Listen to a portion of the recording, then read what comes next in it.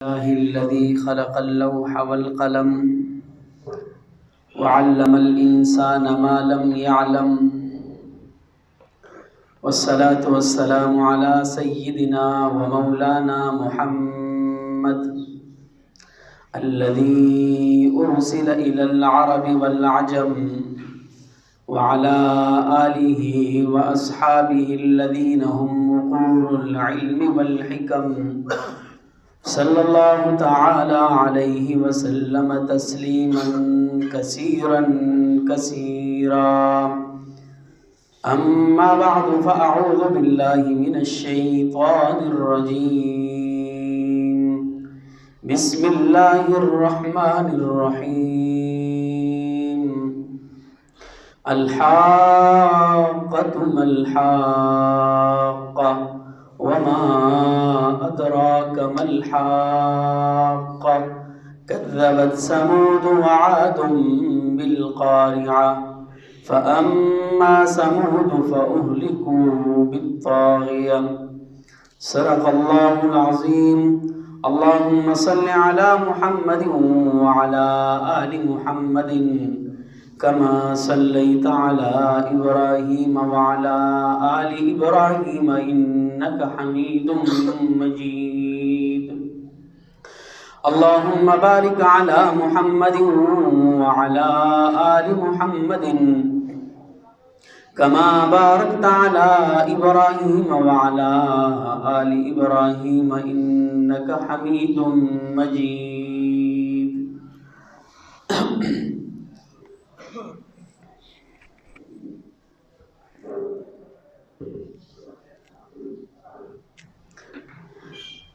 سامعین محترم، معززین علاقہ،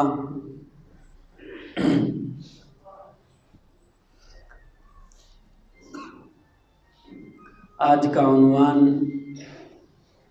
قرآن کریم کی سورۃ الحاقہ کہ اس قرآن کریم کی اس سورت کے اندر اللہ رب العزت ہمیں کیا پیغام دینا چاہتے ہیں، اس پر گفتگو ہوگی انشاءاللہ۔ عموماً تو سارا قرآن ایک پیغام ہے، لیکن کبھی اٹھا کر پڑھے تو صحیح۔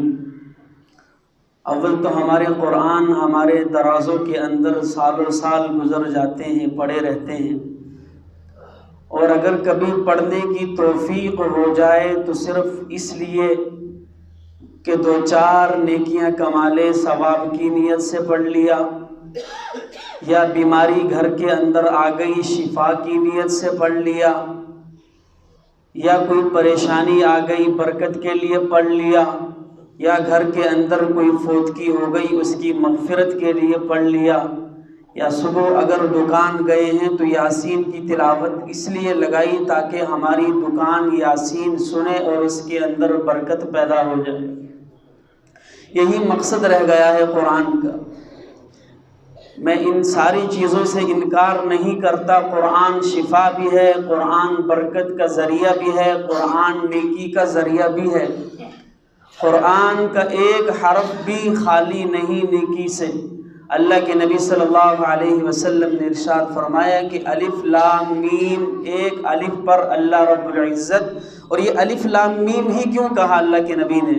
اس کی وجہ یہ ہے کہ یہ حروف مقطعات ہے کہ الف لام میم کا کوئی معنی آج تک سمجھ نہ سکا۔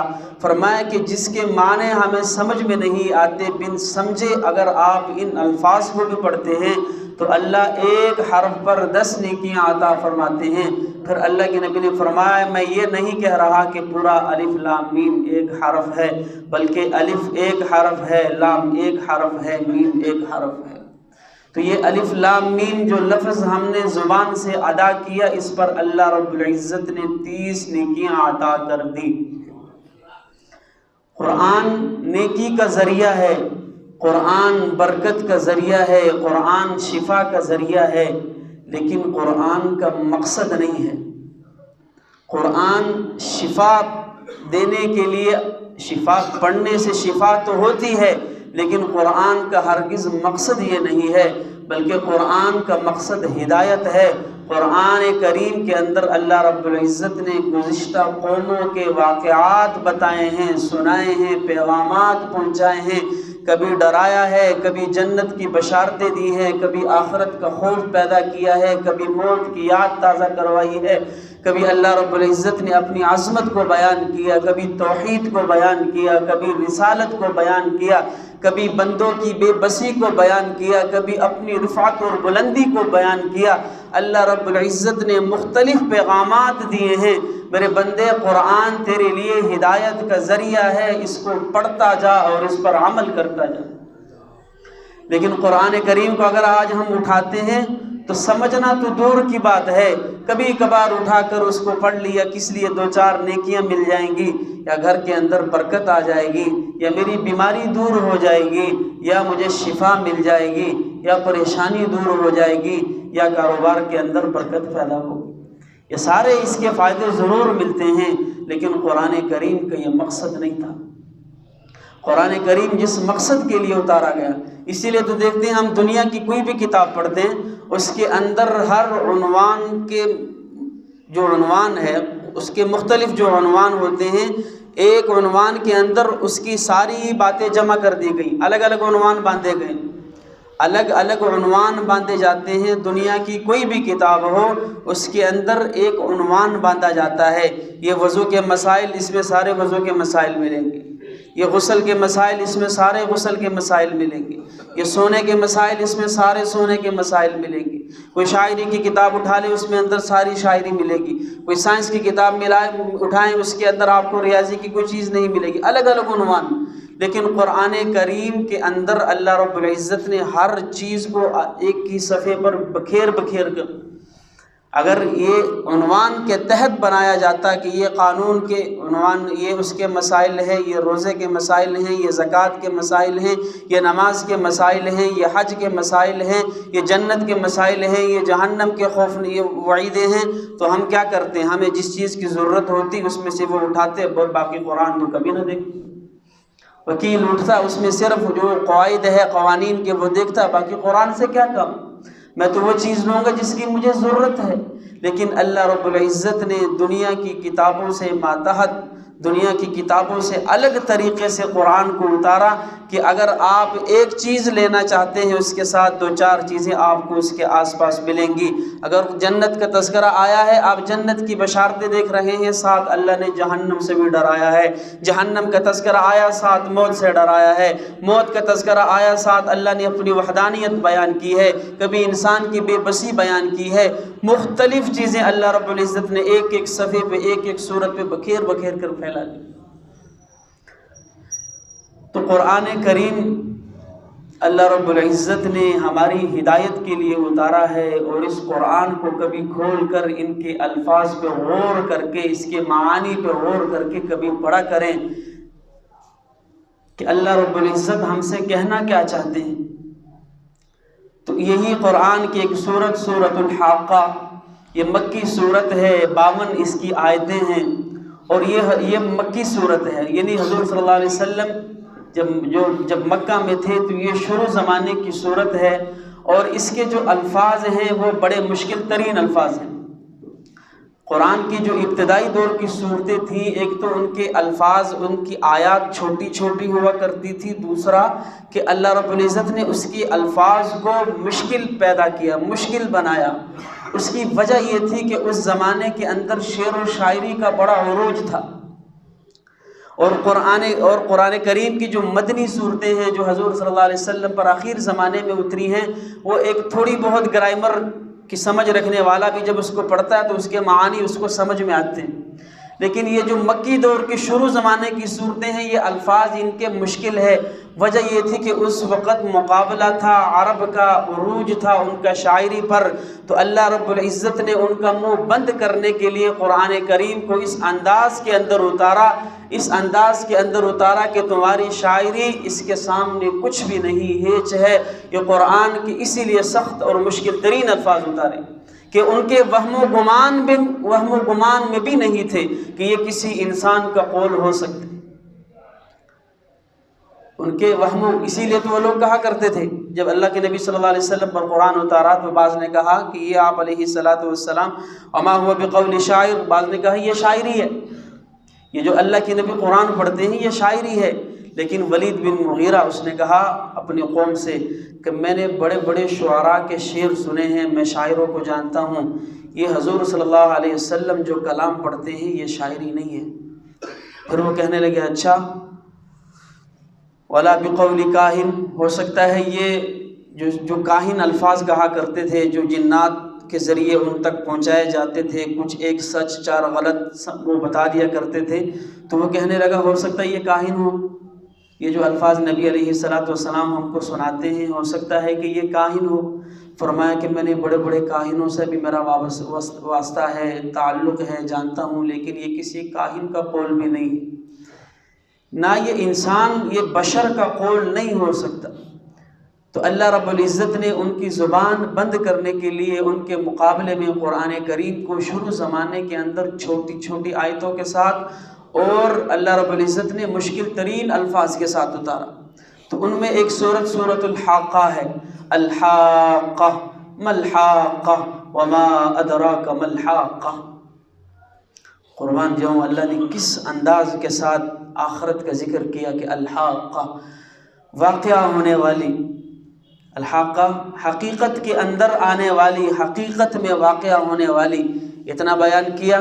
اس کے بعد فرمایا ما الحاقہ، آگے جواب نہیں دیا کہ وہ واقعہ ہونے والی کیا ہے، فرمایا ما الحاقہ، وہ واقعہ ہونے والی کیا ہے۔ یہاں مبتدا ہی مبتدا ہے، مبتدا اور انگلش میں جسے سبجیکٹ کہتے ہیں، یہاں سبجیکٹ ہی سبجیکٹ ہے، اس کی خبر نہیں ہے، سنٹنس نہیں ہے، یہاں صرف اللہ رب العزت نے مبتدا لے کر آئے ہیں، خبر نہیں لے کر آئے۔ بعض مفسرین کہتے ہیں کہ الحاقہ اس کے بعد جو دوسرا لفظ آیا ہے ما الحاقہ، یہ اس کی خبر ہے، لیکن اکثر مفسرین فرماتے ہیں کہ نہیں، یہاں صرف مبتدا ہی مبتدا ہے، اس کی خبر ذکر نہیں کی گئی۔ اور یہ اس لیے کہ بسا اوقات جب کسی انسان کو غفلت سے بیدار کرنے کے لیے آپ کوئی جملہ بولتے ہیں تو آپ آدھا جملہ بول کر خاموش ہو جاتے ہیں، وہ انسان چکنا ہو جاتا ہے کہ آگے کہنا کیا چاہتا ہے، آگے یہ بات پوری کرے، آگے کہنا کیا چاہتا ہے۔ اللہ رب العزت نے اس لیے آدھی بات کی، اور یہ آدھی بات در حقیقت پوری بات ہی کے مقابلے میں ہے۔ فرمایا الحاقہ، واقعہ ہونے والی۔ اب انسان چکنا ہو گیا کہ کیا واقعہ ہونے والی، فرمایا ما الحاقہ، کیا ہے وہ واقعہ ہونے والی۔ اور یہاں پہ ایک اور چیز کہ انسان جب ایک لفظ ادا کرتا ہے، اس کے بعد جب دوسری بار اس کا تذکرہ آتا ہے تو اس کے لیے ضمیر استعمال ہوتی ہے۔ جیسے آپ ناؤن استعمال کرتے ہیں، جب دوبارہ اسی کا تذکرہ ہے تو اس کے لیے پروناؤن استعمال کرتے ہیں۔ مثال کے طور پہ میں نے کہا کہ احمد آیا، پھر میں نے کہا کہ وہ چلا گیا، احمد آیا اور وہ چلا گیا۔ لیکن اگر میں یوں کہوں کہ احمد آیا اور احمد چلا گیا، عموماً یہ ہمارے معاشرے کے اندر ایسے الفاظ استعمال نہیں ہوتے۔ ایک دفعہ ناؤن استعمال کر لیا، دوسری دفعہ اس کے لیے پروناؤن استعمال ہوتا ہے۔ احمد آیا اور وہ چلا گیا، اب یوں نہیں کہا جاتا کہ احمد آیا اور احمد چلا گیا، لیکن اللہ رب العزت نے یہاں پہ ناؤن استعمال کیا، پروناؤن نہیں۔ یہاں اللہ نے اس میں ظاہر استعمال کیا، ضمیر استعمال نہیں کی۔ ہونا تو چاہیے تھا الحاقہ، واقع ہونے والی۔ اگلی آیت آتی ما ہیا، وہ واقع ہونے والی کیا ہے، لیکن اللہ رب العزت نے ارشاد فرمایا ما الحاقہ، دوبارہ اسی لفظ کو دوبارہ استعمال کیا، اس کی ویلیو بتانے کے لیے، اس کی عظمت بتانے کے لیے اللہ رب العزت نے دوبارہ ناؤن سے کام لیا، الحاقہ، واقعہ ہونے والی۔ ما الحاقہ، کیا ہے وہ واقعہ ہونے والی۔ پھر آگے اللہ رب العزت نے خود ارشاد فرمایا وما ادراک ما الحاقہ، اور تمہیں کیا معلوم کہ وہ واقعہ ہونے والی کیا چیز ہے۔ قیامت کا ذکر ہے کہ الحاقہ، واقعہ ہونے والی، ما الحاقہ، کیا ہے وہ واقعہ ہونے والی۔ ساتھ ہی ارشاد فرما دیا وما ادراک ما الحاقہ، تمہیں کیا خبر، تمہیں کیا معلوم کہ وہ واقعہ ہونے والی کیا چیز ہے۔ یہاں ان تین آیتوں کے اندر اللہ رب العزت نے قیامت کا تذکرہ کیا، سوال پیدا کیا کہ تمہیں معلوم بھی ہے کہ وہ واقعہ ہونے والی کیا ہے۔ اب چاہیے تو یہ تھا کہ اللہ فوراً اس کی تفصیلات بتانا شروع کر دیتے، جیسے کہ اسی کی 13ویں آیت پر فَإِذَا نُفِخَ فِي الصُّورِ نَفْخَةٌ وَاحِدَةٌ وَحُمِلَتِ الْأَرْضُ وَالْجِبَالُ فَدُكَّتَا دَكَّةً وَاحِدَةً۔ آگے قیامت کی تفصیل شروع ہو رہی ہے، لیکن ان تین آیتوں کے متصل بعد اللہ نے قیامت کی تفصیل بیان نہیں کی۔ ان 3 آیتیں اس کے بعد روک دیا، فرمایا کہ الحاقہ واقعہ ہونے والی، تمہیں کیا معلوم کہ وہ واقعہ ہونے والی کیا ہے؟ آگے ارشاد فرمایا کہ تمہیں اس کی خبر ہو یا نہ ہو اس سے فرق نہیں پڑتا، فرق اس چیز سے پڑتا ہے، ذرا غور کرو جن لوگوں نے اس واقعہ ہونے والی کو جھٹلایا ہے ان کے ساتھ ہوا کیا ہے، کہ جن قوموں نے اس کو جھٹلایا ہے ان کے ساتھ بنا کیا ہے، ان کا ہوا کیا ہے۔ کذبت ثمود وعاد بالقاریہ، اللہ نے آگے ان کی تفصیلات شروع کر دی کہ یہ تو اس کی تفصیل تو بعد میں بتاؤں گا کہ یہ واقعہ ہونے والی ہے کیا، پہلے اس پہ غور کرو کہ جن قوموں نے اس کو جھٹلایا ان لوگوں کا بنا کیا ہے۔ کذبت ثمود وعاد بالقاریہ، جھٹلا دیا قوم عاد نے، قوم سمود نے قاریہ، قاریہ کہتے ہیں کھٹکھٹانے والی کو، پہلے حاقہ کا لفظ استعمال کیا اللہ نے قیامت کے لیے، اب قاریہ کا لفظ استعمال کیا۔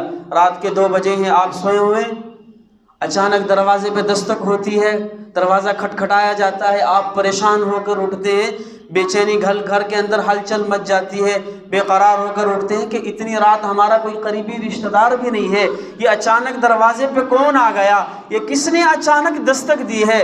فرمایا القاریہ، تم یوں ہی بے خبر رہو گے اور قیامت یوں ہی اچانک آ جائے گی، قیامت اچانک آ کے دستک دے گی۔ جس طرح انسان رات سوئے ہوئے 2 بجے دروازے پہ دستک ہوتی ہے اور بے خبری اور ہلچل مچ جاتی ہے، فرمایا اسی طرح قیامت جب قاریہ بھی کہا گیا اچانک دستک دے گی تو ہلچل مچ جائے گی۔ کذبت ثمود وعاد بالقاریہ، سمود نے، قوم سمود نے اور قوم عاد نے انہیں جھٹلایا، پھر ان کا بنا کیا؟ فَأَمَّا ثَمُودُ فَأُهْلِكُوا بِالطَّاغِيَةِ، اللہ اس کا ذکر کر رہے ہیں کہ قوم سمود ہلاک کر دیے گئے بالطاغیہ، طاغیہ کہتے ہیں، طغا سے ہے یا تو سرکش، بے حد اپنی سرکشی کے اندر حد پار کر گئے تھے، ان کی سرکشی، با آیا تو با کا مطلب وجہ ہوتا ہے کہ یا تو ان کی سرکشی کی وجہ سے انہیں ہلاک کر دیا گیا۔ دوسرا اس کا معنی وہ علماء نے کیا ہے کہ طاغیہ سے مطلب چیخ ہے، آواز ہے، حد سے بڑی ہوئی، حد سے بڑی ہوئی چیخ، حد سے بڑی ہوئی آواز کے ذریعے سے اللہ نے انہیں ہلاک کر دیا۔ اور ایک اور جگہ قرآن کے اندر فَأَخَذَهُمُ الرَّجْفَةُ فَأَصْبَحُوا فِي دَارِهِمْ جَاثِمِينَ، اللہ نے کہا قرآن کریم کے اندر کہ قوم سمود پر میں نے 3 عذاب اتارے، ایک چیخ کا عذاب، رجفہ زلزلے کا عذاب، ان پر زلزلہ آیا، زمین ہلی، انہیں ختم کر دیا گیا۔ دوسرا فرمایا ان پر ایسی چیخ مسلط کی گئی کہ ان کے کلیجے پھٹ گئے، اور تیسرا فرمایا کہ انہیں ایک بجلی کی کڑک کے ذریعے سے ہلاک کیا گیا۔ ممکن ہے کہ تینوں عذاب بیک وقت آئے ہوں، چیخ بھی آئی ہو، زلزلہ بھی آیا ہو، اوپر سے بجلی کی کڑک نے بھی ختم کر دیا بالطاغیہ، کہ انہیں چیخ کے ذریعے سے، اور یہ چیخ انسانوں کے کلیجوں کو پھاڑ کر رکھ دیتی ہے، چیر کے رکھ دیتی ہے۔ اس کا اندازہ عموماً آپ نے کیا ہوگا جب نماز لاؤڈ سپیکر پہ ہو رہی ہو اور سناٹا چھایا ہوا ہو، اور بسا اوقات جب سپیکر خراب ہو جائے تو اس سے ایک آواز نکلتی ہے چی سی کی، تو وہ دماغ کو خراب کرنا شروع کر دیتی ہے۔ آہستہ آہستہ وہ والیوم جب بڑھتا جاتا ہے تو دماغ میں تکلیف شروع ہو جاتی ہے، تو وہ تو فرشتے کی چیخ تھی، انہیں تو ہلاک کرنے کے لیے وہ چیخ، تو وہ کس قدر سخت ہوگی۔ فرمایا فَأَمَّا ثَمُودُ فَأُهْلِكُوا بِالطَّاغِيَةِ، قوم سمود کو اللہ رب العزت نے طاغیہ کے ذریعے، ایک زبردست چیخ کے ذریعے، بے حد سے بڑی ہوئی چیخ کے ذریعے ہلاک کر دیا۔ وَأَمَّا عَادٌ فَأُهْلِكُوا بِرِيحٍ صَرْصَرٍ عَاتِيَةٍ، اور جو قوم عاد تھی انہیں ہلاک کیا گیا ریح، ہوا کے ذریعے۔ ہوا چلتی ہے، انسان کو کتنا سکون ملتا ہے، کس قدر اچھی لگتی ہے، لیکن یہی ہوا اگر اللہ رب العزت سخت کر دیں تو یہی انسان کی ہلاکت کا ذریعہ بن جاتی ہے۔ اور اللہ یہاں پہ بتلانا چاہ رہے ہیں میرے بندے، جب تک تو میرا فرمانبردار رہے گا دنیا کی ساری چیزیں تجھے فائدہ پہنچاتی رہیں گی، اور جس دن تو میرا نافرمان بن جائے گا یہی چیزیں جو تجھے فائدہ پہنچا رہی ہیں یہی تیرے نقصان کا سبب اور ذریعہ بننا شروع ہو جائیں گی۔ وہ ہوا ایک عام چیز تھی، انہیں فائدہ پہنچا رہی تھی، لیکن وہ اللہ کی نافرمانی کے اندر آئے تو اللہ رب العزت نے اسی ہوا کو ان کے لیے عذاب کی شکل دے کر ان پر اتارا۔ اما عاد فاہلکوا بريح صرصر عاتیہ، اور ریح کے ساتھ اللہ نے دو لفظ اور ملائے، صرصر عاتیہ۔ صرصر کہتے ہیں، فرمایا یا تو یہ مشتق ہے سریرن سے۔ سریرن کسے کہتے ہیں؟ آواز کو کہتے ہیں، جیسے جب تیز ہوا چلتی ہے اس کے ساتھ ایک آواز محسوس ہوتی ہے، وہ آواز ہوا کی سختی کی علامت ہوتی ہے۔ جب تیز تند طوفان چلتا ہے، کبھی غور کیا ہوگا، اس کے ساتھ ایک آواز بھی محسوس ہوتی ہے۔ تو یا تو یہ سریرن سے مشتق ہے، فرمایا یا پھر یہ سرن سے مشتق ہے، جیسے کہ اللہ نے سورۃ آل عمران کے آیت نمبر 17 کے اندر اس کا ذکر کیا، کمثل ریح فیہا سر اصابت حرث قوم ظلم۔ فرمایا کہ سر کہتے ہیں پالے کو۔ اللہ نے مثال دی ہے کہ ایک قوم کھیتیوں پر جب ہوا چلی تو اس پالے کی وجہ سے وہ ساری کھیتیاں ہلاک کر دی گئی۔ بسا اوقات ایک ہوا کے اندر اس قدر سردی اور سختی ہوتی ہے، جب جسم سے آر پار ہوتی ہے تو فرمایا کہ وہ اس کی ہلاکت کا ذریعہ بن جاتی ہے۔ تو وہ ہوا اس قدر سخت اور اس قدر ٹھنڈی تھی کہ اللہ رب العزت نے اسی ہوا کو ان کی ہلاکت کا ذریعہ بنا دیا۔ فَأُهْلِكُوا بِرِيحٍ صَرْصَرٍ عَاتِيَةٍ، اور عاتیہ کہتے ہیں تیز تند اور انتہا کو پہنچی ہوئی، تیز تند اور انتہا کو پہنچی ہوئی۔ فرمایا وہ ہوا تھی بھی سخت اور سختی کے اندر انتہا کو پہنچی ہوئی تھی۔ قوم سمود کو اللہ رب العزت نے چیخ کے ذریعے، زلزلے کے ذریعے، اوپر سے قہر اتارا، اس کے ذریعے ہلاک کیا۔ اور قوم عاد جنہوں نے قیامت کو جھٹلایا، ان کو اللہ رب العزت نے سخت ٹھنڈی ہوا کے ذریعے سے ہلاک کر دیا۔ اور یہاں سے ہمیں ایک اور سوال کا جواب ملتا ہے کہ قیامت کا جو عقیدہ ہے، جس کا آنا یقینی ہے، اخلاقی طور پر بھی اور عقلی طور پر بھی۔ عقل بھی کہتی ہے کہ ایسا دن ہونا چاہیے کہ ظالم کو اس کے ظلم کی سزا ملے اور مظلوم کو اس پر کیے ہوئے ظلم کا انصاف ملے۔ ایسا دن آنا چاہیے کہ غریب کو اس کا اجر ملے اور مالدار جس نے عیاشی کے اندر زندگی گزاری ہے اس کو اس کی سزا ملے۔ عقل بھی مانتی ہے کہ ایسا دن ہونا چاہیے اور اخلاقاً بھی ایسا دن ہونا چاہیے۔ اللہ اس کا جواب دے رہے ہیں کہ قیامت کا صرف عقیدے کے ساتھ تعلق نہیں ہے کہ قیامت کا انکار کر دیا جہنم کے اندر جائیں گے، اقرار کر دیا جنت کے اندر جائیں گے۔ فرمایا کہ قیامت کا تعلق سیرت کے ساتھ ہے، اخلاق کے ساتھ ہے، اور قیامت کا تعلق عقیدے کے ساتھ ہے کہ جن لوگوں نے انکار کیا وہ تو جہنم کے اندر جائیں گے۔ دنیا کے اندر اللہ بتلا رہے ہیں کہ انکار کرنے والوں کو میں سزا دنیا کے اندر بھی دیا کرتا ہوں، اور جن لوگوں نے اس کا اقرار کیا، اللہ نے کہا میں نے ان کی سیرت بدل دی، ان کے اخلاق کو بلند کر دیا، دنیا کے اندر بھی ان کو بلندیاں اور عظمتیں عطا کر دی۔ تو قیامت کا انکار دنیا کے اندر بھی ہلاکت کا سبب بنتا ہے اور آخرت کے اندر ہے ہی ہے، اور قیامت کا اقرار جو ہے وہ اس دن کا اقرار دنیا کے اندر بھی انسان کے لیے بھلائی کا ذریعہ بنتا ہے کہ جب قیامت کو تسلیم کرے گا، مانے گا، اس پر ایمان رکھے گا تو ظاہر ہے اس کے لیے تیاری کرے گا، اور جب تیاری کرے گا تو کل قیامت کے دن اللہ رب العزت اس کو پار کر دیں گے۔ فرمایا آگے کیا فرمایا، فَأُهْلِكُوا بِرِيحٍ صَرْصَرٍ عَاتِيَةٍ، میں نے قوم عاد پر ایک تیز تند اور سخت ٹھنڈی ہوا بھیجی، اور بھیجنے کے بعد یوں نہیں کہ مار دیا فوراً، فرمایا نہیں، پھر کیا ہوا، سَخَّرَهَا عَلَيْهِمْ 7 لَيَالٍ و8 أَيَّامٍ حُسُومًا فَتَرَى الْقَوْمَ فِيهَا سَرْعَىٰ كَأَنَّهُمْ أَعْجَازُ نَخْلٍ خَاوِيَةٍ۔ فرمایا کہ وہ ہوا ان پر میں نے مقرر کر دی 7 لَيَالٍ و8 أَيَّامٍ، 7 راتیں اور 8 دن مسلسل وہ ہوا چلتی رہی۔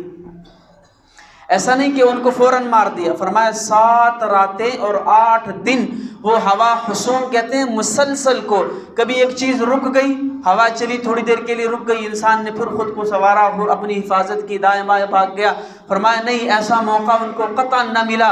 ہوا چلنا شروع ہوئی تو 7 راتیں اور 8 دن مسلسل چلتی رہی، اور اللہ ان کو اٹھا کر پٹخ کر مارتے رہے کہ گھنٹے 2 کے اندر ان کی جان نہیں لی، 7 دن مسلسل اللہ نے ان کو تڑپا کے مارا۔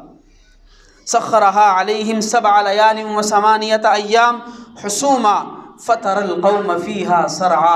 اللہ کہہ رہے ہیں تو وہاں ہوتا تو دیکھتا، فترى القوم، تو اس قوم کو دیکھتا، سرعا، کیسے پچھاڑ دیے گئے، کیسے پچھاڑے پڑے ہوئے تھے۔ اللہ نے یہاں قوم کو پچھاڑنے کے معنی میں استعمال کیا، یہ نہیں کہا کہ میں نے ان کو ہلاک کر دیا۔ پچھاڑنا اس کو کہتے ہیں جب دو پہلوان مد مقابل آتے ہیں اور وہ دوسرے کو جب شکست دیتا ہے، اس کو پچھاڑنا کہتے ہیں۔ اس آیت سے معلوم ہوتا ہے کہ وہ قوم اللہ کے مقابلے کے اندر آئی تھی، مد مقابل میں آئی تھی۔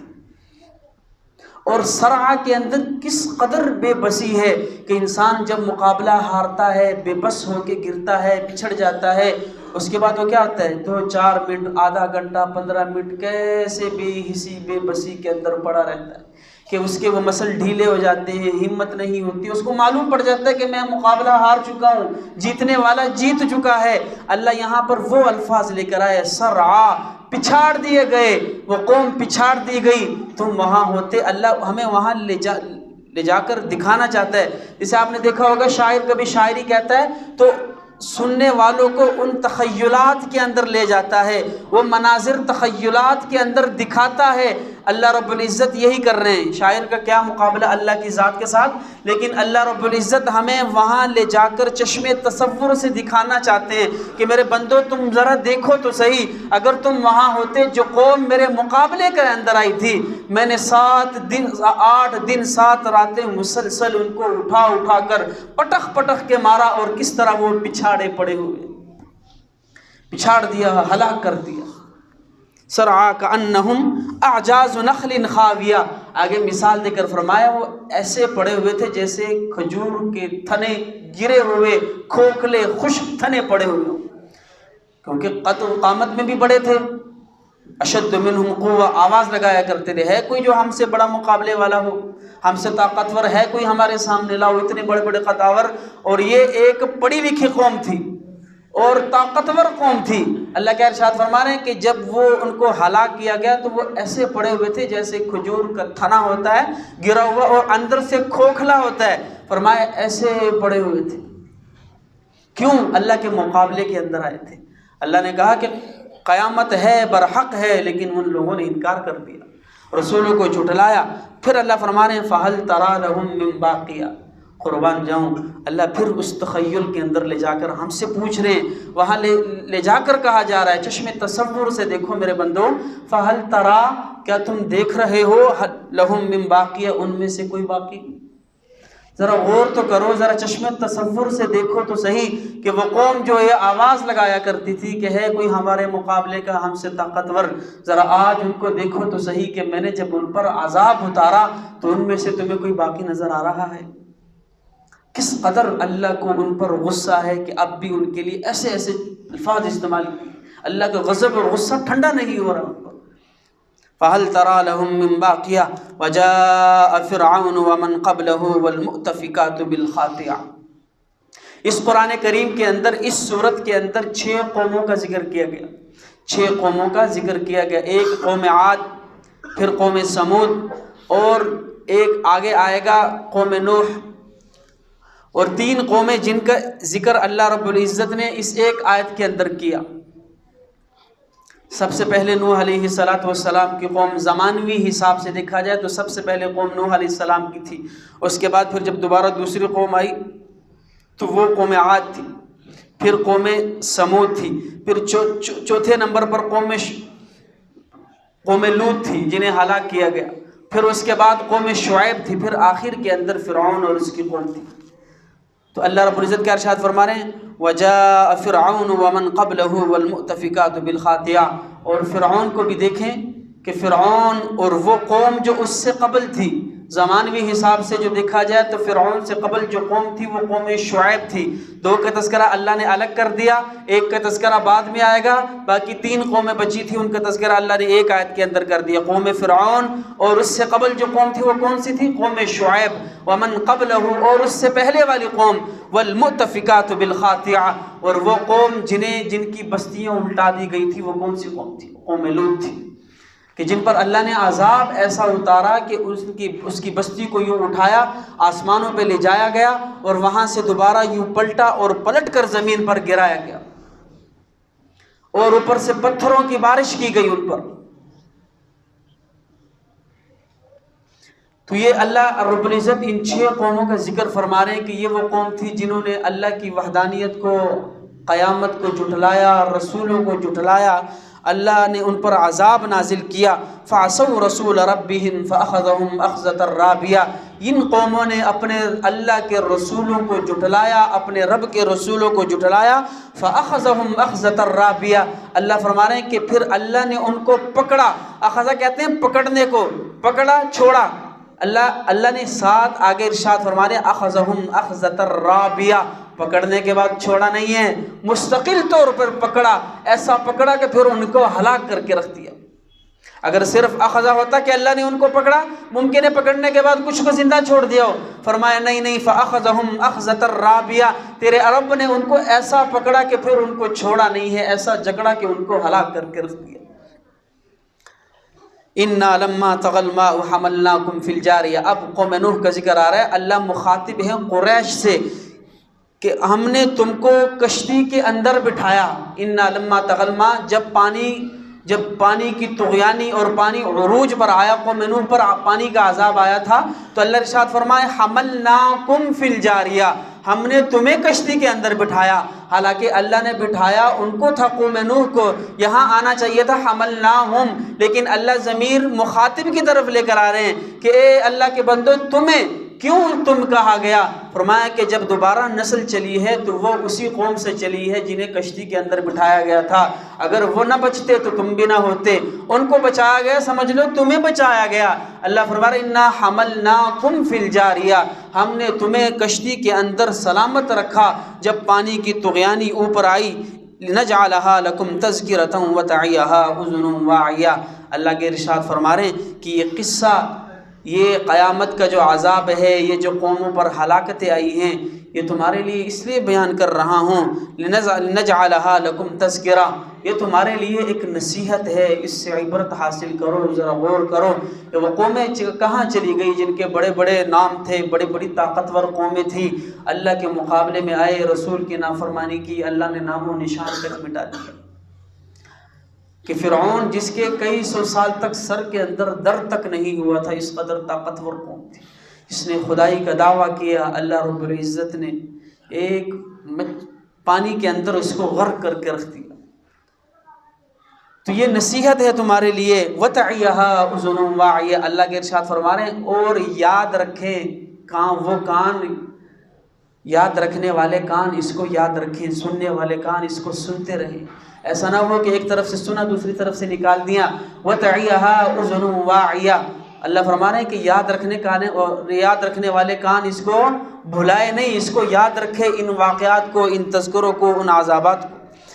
پھر اب آ کے اللہ قیامت کا ذکر کر رہے ہیں، جس کا اللہ نے شروع میں کہا تھا الحاقہ ملحاقہ وما ادراک ملحاقہ، وہ واقع ہونے والی واقع ہو کر رہے گی، وہ ہے کیا؟ فرمایا فَإِذَا نُفِخَ فِي الصُّورِ نَفْخَةٌ وَاحِدَةٌ، وہ ایک سور پھونکا جائے گا، ایک آواز ہوگی، ایک چیخ ہوگی جو ایک ہی دفعہ پھونکی جائے گی۔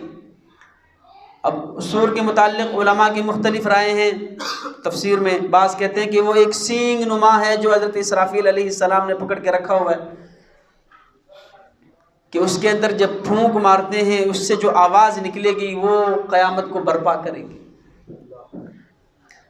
اور وہ ایک ہی دفعہ مسلسل چلے گی، ایک ہی دفعہ سے ساری انسانیت کو اس سے ہلاک کیا جائے گا۔ وَحُمِلَتِ الْأَرْضُ وَالْجِبَالُ فَدُكَّتَا دَكَّةً وَاحِدَةً، اور سور پھونکنے کا نتیجہ کیا ہوگا؟ اللہ فرمانے زمین اٹھا لی جائے گی، وَحُمِلَتِ الْأَرْضُ، زمین اٹھا لی جائے گی، وَحُمِلَتِ الْأَرْضُ وَالْجِبَالُ، پہاڑ اٹھا دیے جائیں گے، فَدُكَّتَا دَكَّةً وَاحِدَةً، اور آپس میں ٹکرا کے ان کو ریزہ کر دیا جائے گا۔ یہ بڑے بڑے پہاڑ، یہ زمین، اللہ فرما رہے ہیں ان کو اٹھایا جائے گا، اور اٹھا کر ان کو آپس میں مار کے ان کو ریزہ کر دیا جائے گا۔ وہ ہے قیامت کا دن۔ فَيَوْمَئِذٍ وَقَعَتِ الْوَاقِعَةُ، اور واقعہ ہونے والی اس دن واقعہ ہو جائے گی، جس کی آج تمہیں خبر بھی نہیں ہے، کبھی سوچا بھی نہیں ہے، اس کے متعلق کبھی تیاری نہیں کی۔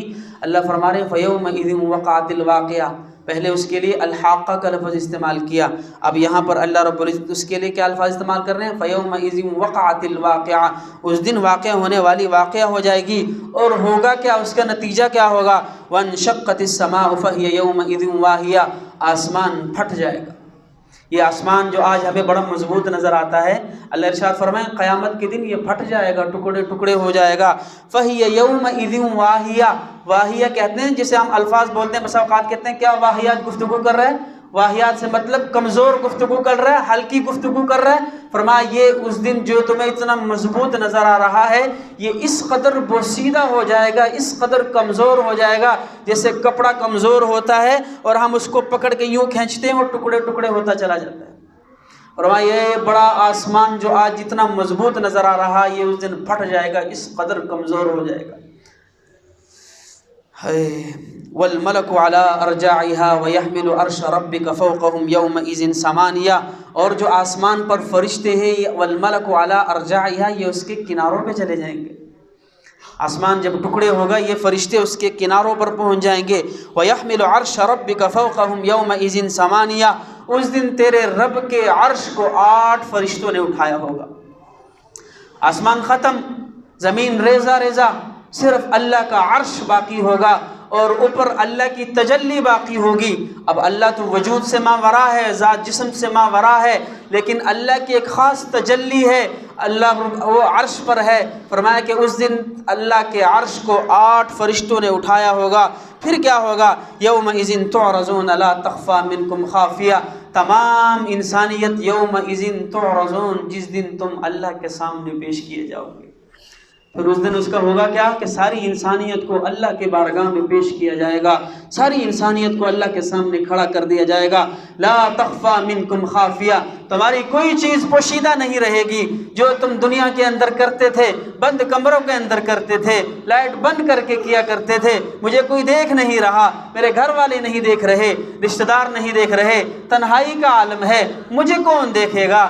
اللہ فرما رہے اس دن تمہاری تمام پوشیدہ چیزیں سامنے آ جائیں گی اور انسان بے بس ہو کر کہے گا فَمَن يَعْمَلْ مِثْقَالَ ذَرَّةٍ خَيْرًا يَرَهُ وَمَن يَعْمَلْ مِثْقَالَ ذَرَّةٍ شَرًّا يَرَهُ۔ ہائے آج کیا ہو گیا کہ آج تو میری ایک ذرے کے برابر چیز بھی نہیں چھوڑی گئی، ساری چیزیں نوٹ کی گئی ہیں اور وہ ساری چیزیں سامنے لا کر کھڑی کی جائیں۔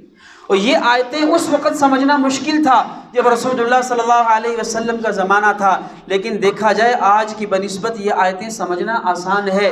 اس وقت جب کوئی انسان بات کرتا تھا تو ان کی عقل یہ چیز ماننے کو تیار نہیں تھی کہ ہمارے اعمال کیسے ریکارڈ کیے جائیں گے۔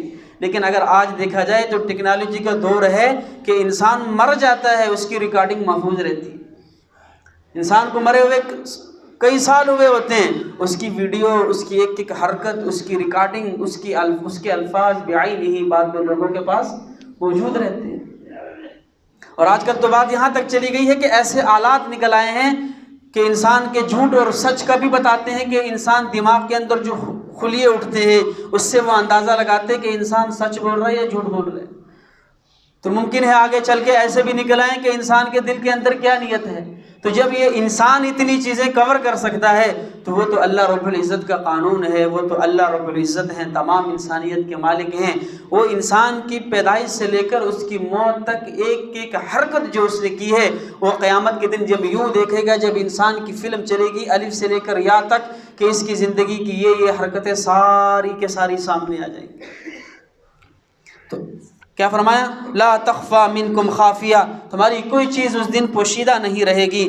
فاما من اوتی کتابہ بیمینہ فیقول ہاؤم اقرؤوا کتابیہ، جس شخص کو اعمال نامہ دائیں ہاتھ کے اندر دیا جائے گا وہ پکارے گا، بلند آواز سے پکارے گا، ہاؤم اقرؤوا کتابیہ، ارے لوگو آؤ دیکھو میرا اعمال نامہ، کیونکہ دائیں ہاتھ میں اعمال نامہ ملنا کامیابی کی علامت ہے۔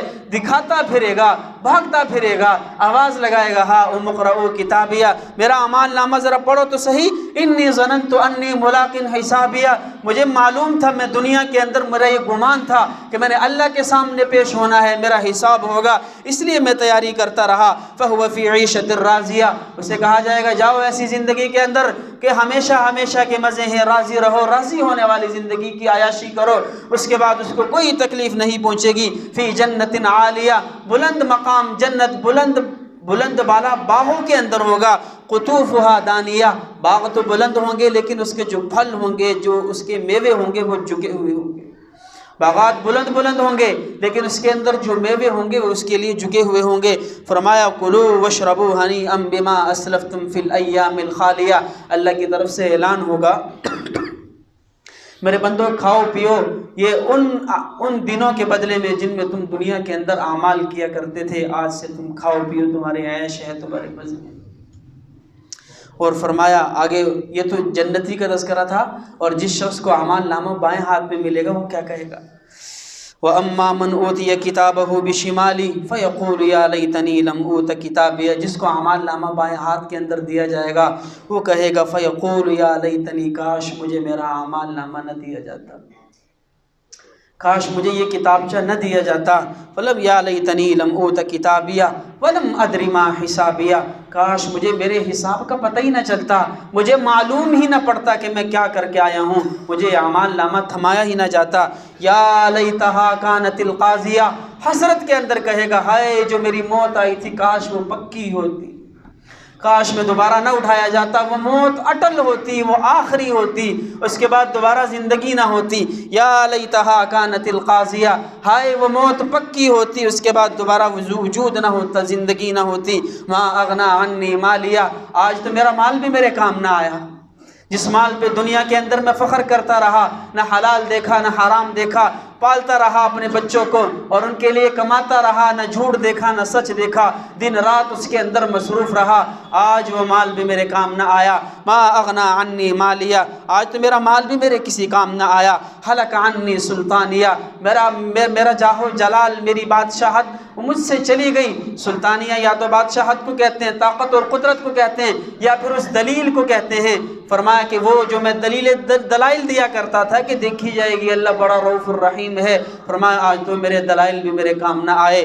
ہلک عنی سلطانیہ، ہائے آج میری چاہت، آج میرا جاہ و جلال اور میری بادشاہت مجھ سے چلی گئی۔ اوپر سے اللہ اعلان کرے گا خذوہ فغلو، پکڑو اور اس کو جو ہے جگڑو، اس کو پکڑو اور اس کو توق پہناؤ، ثم الجحیم صلو، اس کو جہنم کے اندر ڈال دو، ثم فی سلسلۃ ذرعها 70 ذراعا فاسلکو، پھر کہا جائے گا اس کو ذرعها 70 ذراعا، فرمایا اس کو 70 گز 70 ہاتھ لمبی زنجیر کے اندر جگڑ لو۔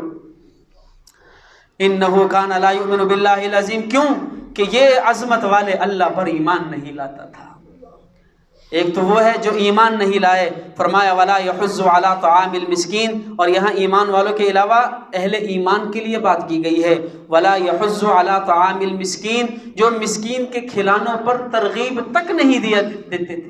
ایک تو ہے ہم اعمال بھی دور کی بات ہے، ایک ہے کسی کو کھانا کھلانا وہ بھی دور کی بات ہے۔ فرمایا کہ یہ تو اس قدر اعمال کے اندر کمزور تھا، خود کیا کھلاتا، دوسروں کو کھلانے پر ترغیب بھی نہیں دیا کرتا تھا کہ فلاں مسکین ہے اس کو تھوڑا کھانا کھلا دو، یہ اس قدر کمزور تھا، کیوں اس کو جہنم کے اندر ڈالا جائے گا؟ فرمایا ولا یحض علی طعام المسکین، یہ تو مسکین کے کھلانے پر ترغیب تک نہیں دیا کرتا تھا۔ فلیس لہ اليوم ہاہنا حمیم، اللہ نے فرمایا آج کے دن اس کے لیے یہاں کوئی مددگار نہیں ہے۔